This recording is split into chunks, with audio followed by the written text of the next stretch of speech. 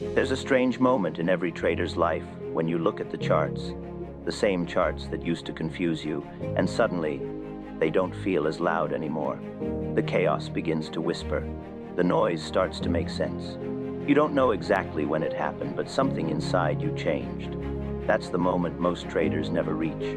It's not marked by a huge profit or a perfect setup. It's marked by silence. The silence that tells you you're no longer trading like the 93%. You're beginning to think, act, and feel like the 7% who last. I've seen it countless times, traders who chase, panic, and burn out. And then, one day, something clicks. Their trading stops being emotional and starts becoming intentional. Their focus shifts from chasing profits to mastering behavior.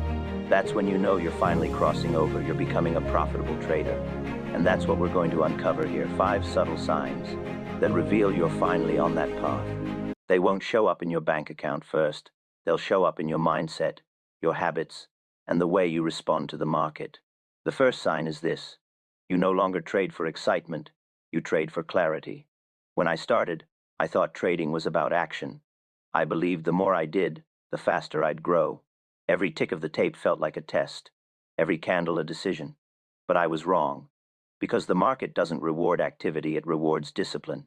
The moment you stop feeling that constant urge to do something, to buy, to sell, to not miss out, that's when you begin to understand what trading really is. It's not a game of constant motion. It's a game of patience. You start checking charts less often. You no longer stare at every tick. You find yourself at peace, not because the market is calm, but because you are. That's the quiet shift that separates traders who chase from traders who endure. I once said, "It was never my thinking that made the big money. It was always my sitting." And that wasn't about laziness, it was about control. Control over your impulses, your fear, your greed. You stop trying to outsmart the market and start learning to wait for it. That's the discipline of sitting still while the rest of the world is panicking for an entry. The second sign you're becoming a profitable trader is that you start to view losses differently. Losses no longer sting the way they used to. They no longer define your identity.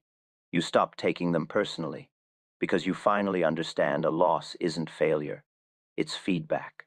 Every loss teaches you something about yourself, your system, or your discipline. And that lesson is worth more than any short-term win. In my early years, a single red trade would ruin my day. I'd chase the next one, trying to make it back. But the market doesn't care about your emotions, it only respects your behavior. So I stopped asking, "Why did I lose?" and started asking,